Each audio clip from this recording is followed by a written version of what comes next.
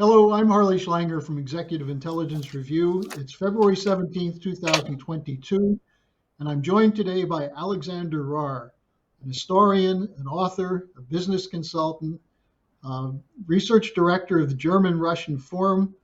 He's written extensively on Russian-German relations, on Russian history, and he's often interviewed in the German media. Among other affiliations, he's a member of the Valdai Club. So Alexander, I'm very happy you're joining us today. Welcome to our program. Thank you, Harley, to invite me. Now, we're one day past the date that Western intelligence said Russia would invade Ukraine. That there was no invasion makes this another shining moment of many from Western intelligence. But the situation between Russia and NATO remains tense. There have been some promising diplomatic initiatives, but the anti-Russian narratives continue. The ongoing military exercises, the buildup of troops in Europe, and so on. But where do you think things stand now? It's a very difficult and very dangerous situation in which we are now. We are not in a war, and I must say I don't believe that either Russia would invade or there will be serious provocations against Russia from the Ukrainian or from the Western side. I think there will be no fightings on the battlefield. But I think the asymmetric war, the propaganda and information war will intensify. And this is where we are now in the 21st century. The victory will belong to those forces who would convince other societies, other countries that they have the truth. And if they succeed to destroy the image of the opponent, they also become victors. So this is the situation now.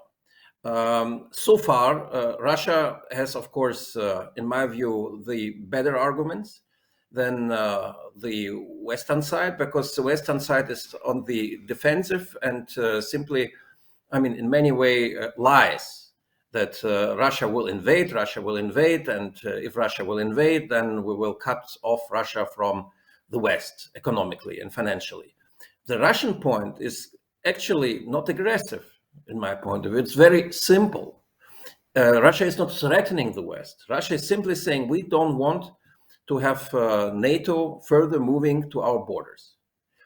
Please understand us. We feel encircled by NATO.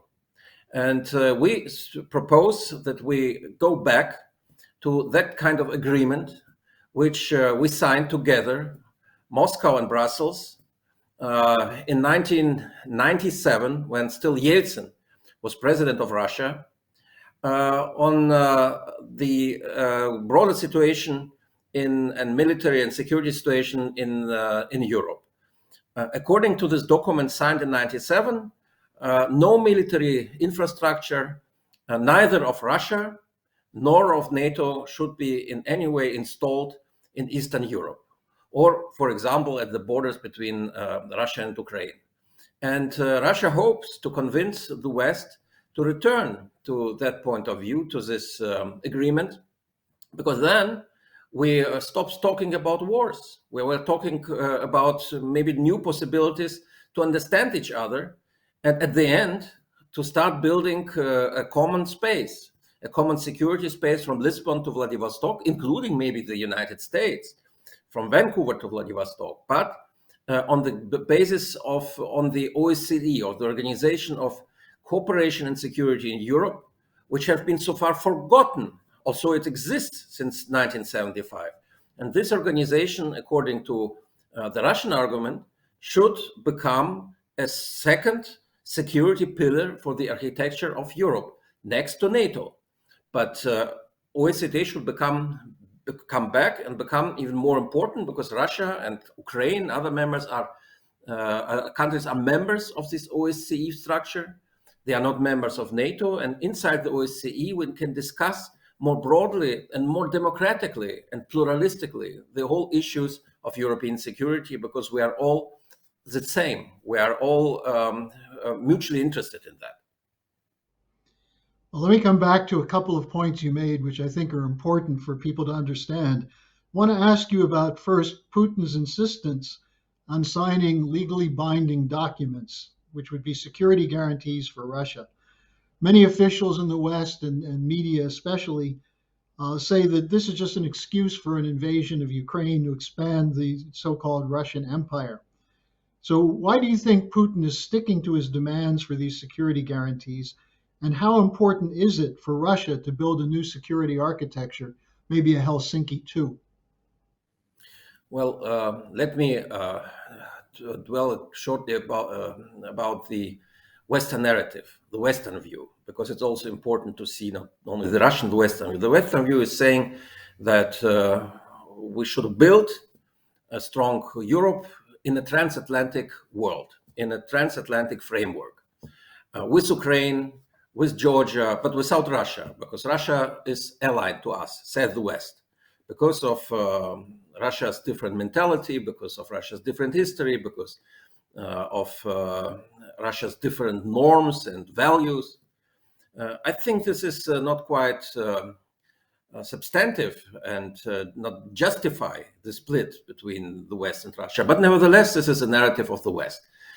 And what the West doesn't want to accept is that Russia, also Russia is the biggest country in Europe, on the European continent, from the size of its population, from the size of its territory. It has all the necessary resources, not only gas and oil, but many, many other things which Western economies really severely need for its existence, for its prosperity. And this Russia wants to belong also to Europe, but not member of NATO and the European Union. The Russian position is such that you can have your zone of influence. You have already created the zone of influence, dear colleagues of the West, by enhancing NATO and the European Union. What we want is to build on the European soil, on the European territory, our own security arrangements, and have, for example, the Eurasian Union as partner, or maybe strategic partner of you, of the European Union or NATO, on the same rights on deciding the future of the European architecture. The West is denying Russia the right to have its own zone of influence or its own organizations in Europe, because from the Western point of view, these organizations only serve the aim, secret aim of Russia to reinstall itself as an empire on the European continent, which I think is not true.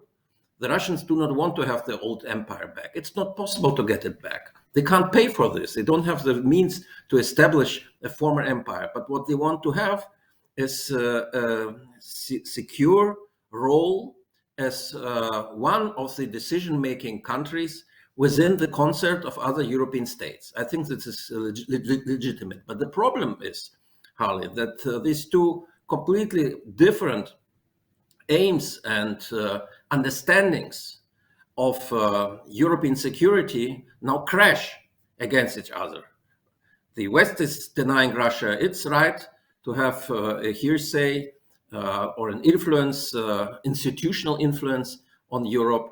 And Russia says, we will not accept that the NATO structures, your zone of influence, your Western influence, is further encircling us, Russians, moving towards on territories which we regard as not as ours, as they say, but as territories which belong formally to Russia and are culturally, in many ways, also very closely connected to Russia. I mean, Eastern Ukraine, Belarus, and that's all. Now, what you're talking about in terms of the Western view is, in a sense, the post-Cold War unipolar world where everyone is supposed to respond to the Anglo-American or U.S. NATO policy. Now, there's an interesting paradox there, which is that Germany does seem to be in the middle of this. And I'd like to turn to the German situation because we just had a very significant visit by Chancellor Scholz to Moscow to meet with Putin. This was following France's President Macron. Just initially, what's your assessment of the Scholz-Putin meeting? Let's be very realistic, Harley.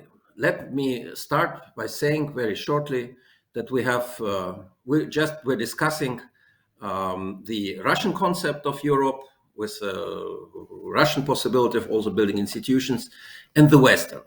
But the Western view on Europe is also twofold, or I would say there is a split inside the West of how to see the concept of a future Europe.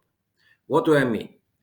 Let's look what the American and British think tanks, media, and politicians are demanding and saying. They want this unipolar world, which you just mentioned. That is true, but they want a Europe which is part of a transatlantic world. This forces the Anglo-Saxons.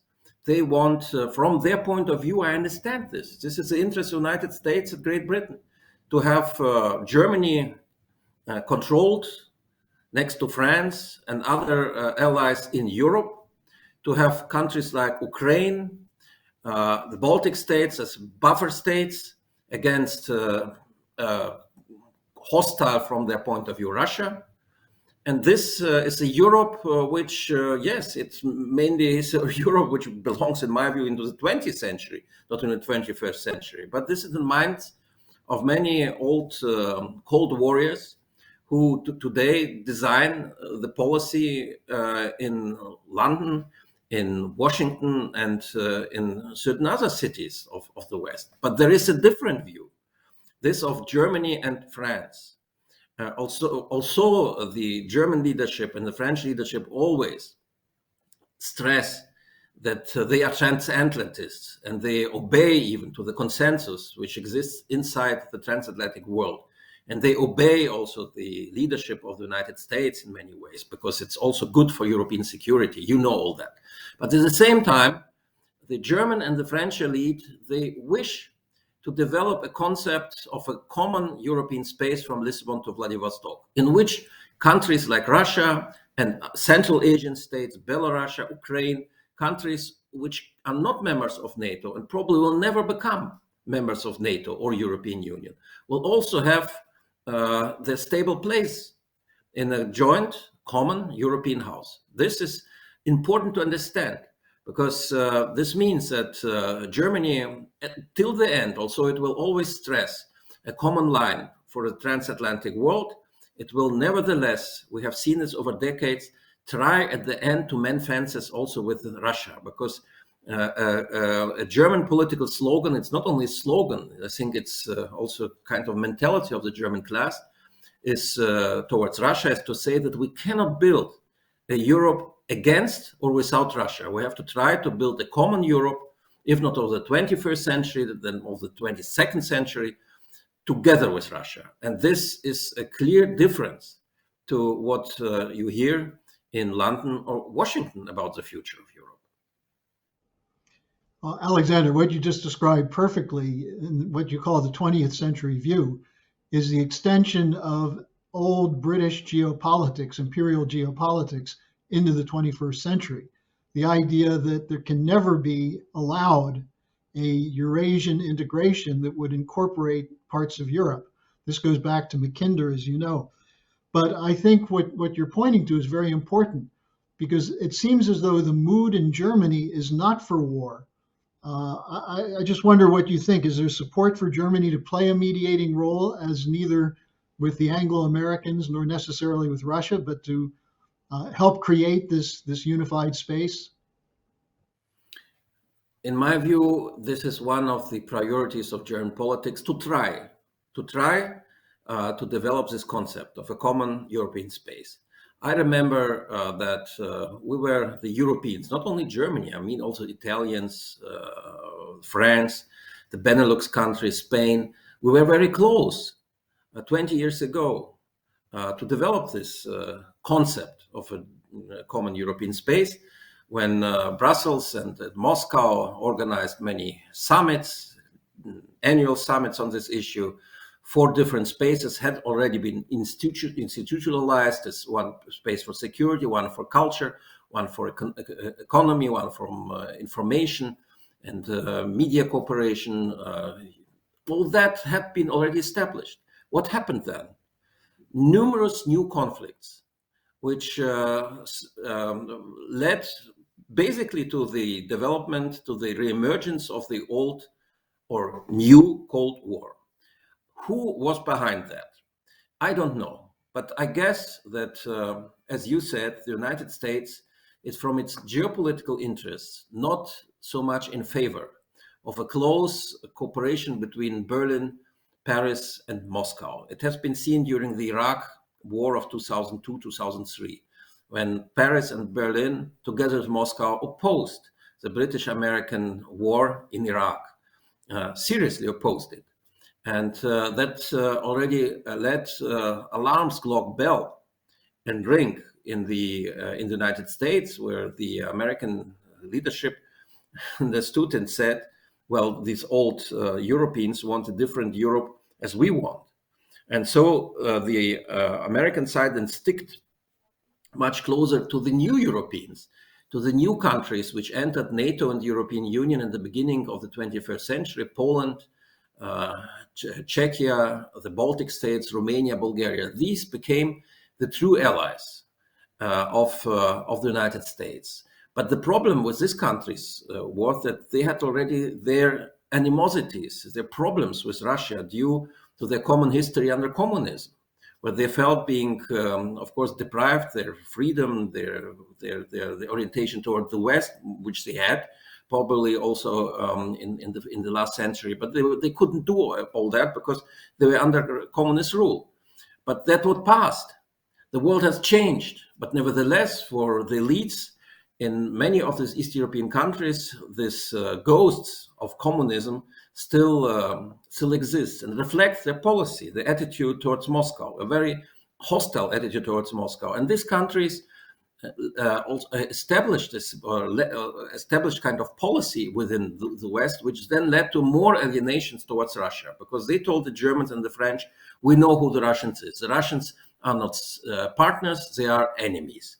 And so due to NATO expansion, due to the fact that new member states from the former Warsaw Pact countries with a very negative view on Russia entered NATO and the European Union, these two organizations, NATO and the European Union, which were in the 90s and the beginning of the century friendly with Russia, became more and more also opponents towards Russia. And Russia, of course, as opponent to the West. That led to numerous new conflicts, which at the end led to a historical, again, split between West and Russia, in which we live today. And I think that this conflict is very difficult to solve, very difficult to solve.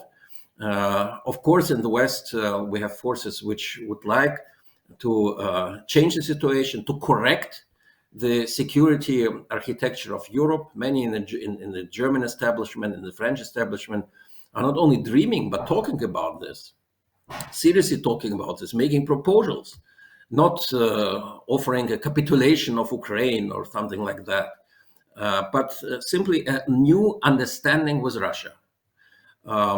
We can freely talk about this. We can build Europe on the basis of the OSCE, as I said before. Then France and Germany could say that their veto against NATO membership of Ukraine, which is still on the table since 2008, since the summit of NATO in Bucharest, 2008, when George W. Bush, the American president at the time, wanted to get these countries overnight into NATO. And his two most important allies in the West, Paris and Berlin, said, no, we don't want that, because this will destroy our relationship with Russia. And this will lead to a possible war with Russia. We don't want that. So we have, the Germans and the French still stick to this position. They want NATO, they want maybe Ukraine closer to the European Union, but they don't want to have Ukraine as a member of NATO, because they understand that this immediately will lead to permanent conflicts and maybe even to military actions with nuclear power like Russia. Nobody wants that. Now, just to stick with this question of geopolitics for a moment, as you know, Lyndon LaRouche has always said that since the assassination of John F. Kennedy, the United States has increasingly functioned as a dumb giant on a British leash. And US policy and London policy have generally been in concert. The British, of course, think that it's American brawn and British brains, but one questions the concept of British brains when you look at what a mess the United Kingdom is. But here's the other question then that comes from this. Right now, one of the pressures on, besides the problems that Schultz has with the Greens in his cabinet, the Greens have become a pro-war party, pressure from NATO, there's increasing pressure around the Nord Stream 2 issue. And this is something which is obviously in the interest of Germany to have the Nord Stream 2 open and functioning. But the United States and the British argue that Nord Stream 2 would be giving Putin a tool to blackmail Europe. What do you think about this? How important is Nord Stream 2 for Germany and for Scholz? The whole energy alliance is very important for Germany from the economic, from the commercial, and the political point of view, because this energy alliance, I will talk about Nord Stream 2 in a second, but the whole energy alliance, I mean, the whole infrastructure which exists, including the pipelines through Ukraine to the west, including, all these contracts which had been signed, they exist for 50 years. And what was the real sense behind them? Germany wanted to bind Russia together with the European economy, and to bind, of course, the German business with Russian business. If you have this intertwinement, if you have interdependencies between these two blocks, the European EU bloc and Russia and Eurasian bloc, then war is excluded, because people want to make money, want to support each other, want to do more on cooperation, not less.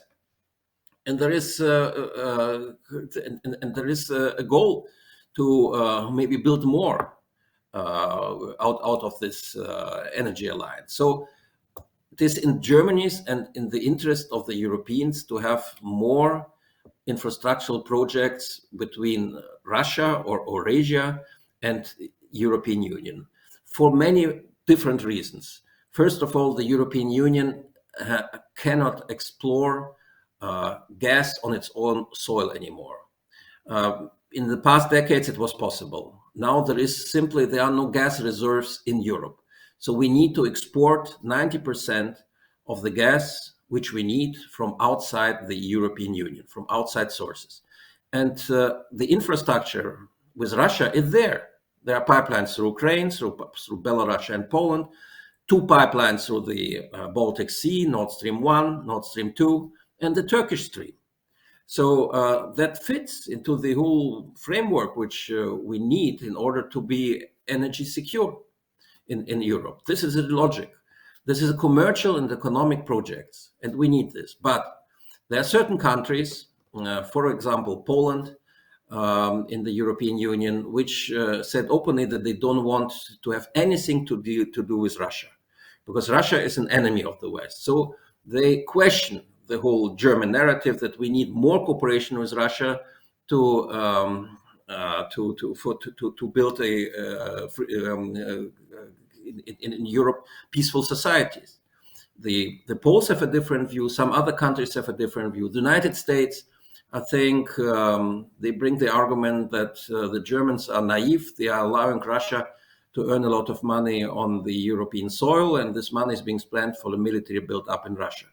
Well, the military build-up of Russia is smaller than the build-up of the United States or of NATO as a whole.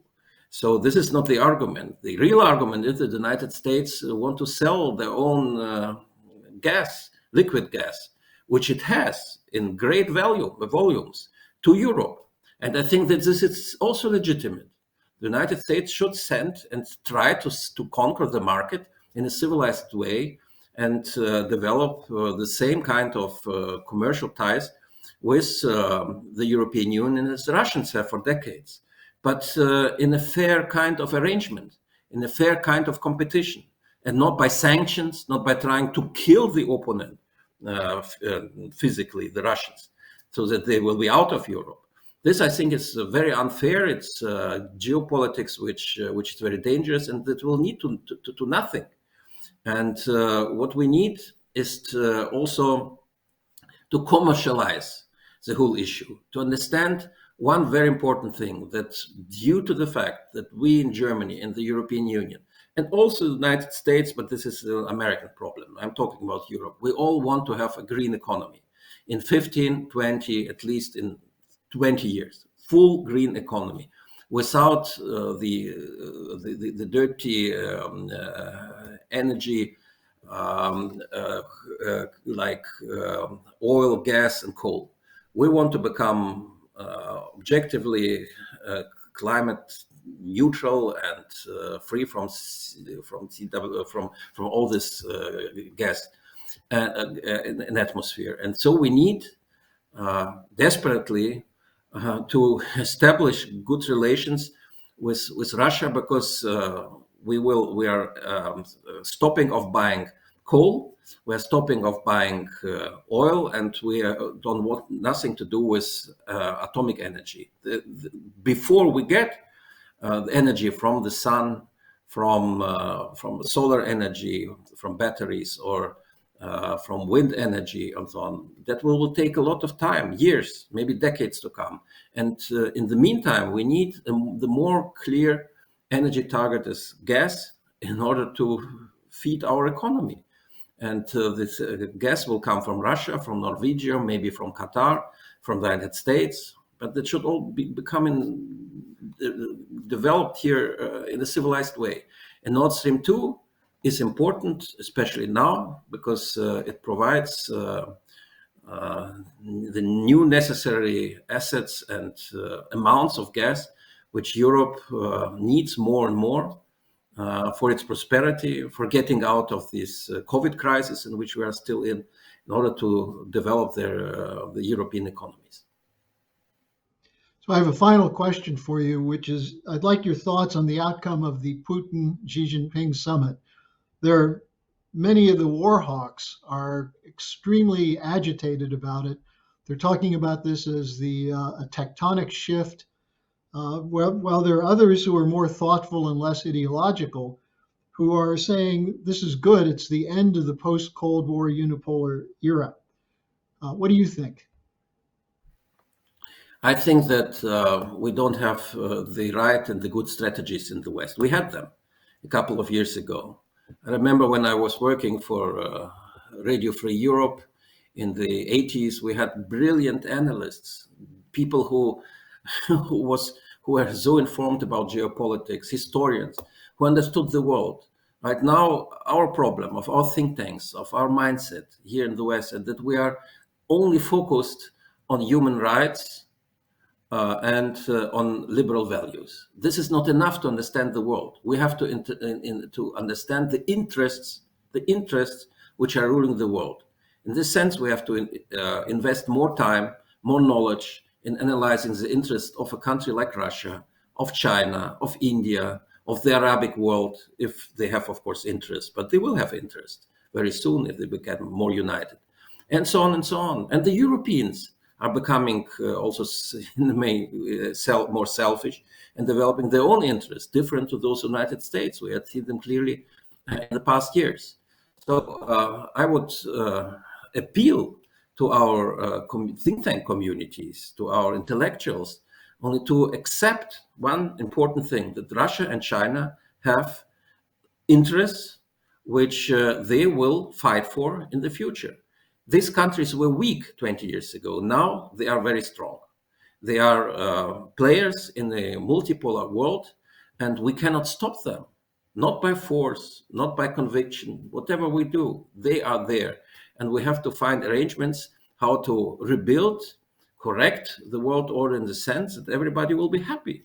And this is possible, I think, to unite and not to quarrel all the time.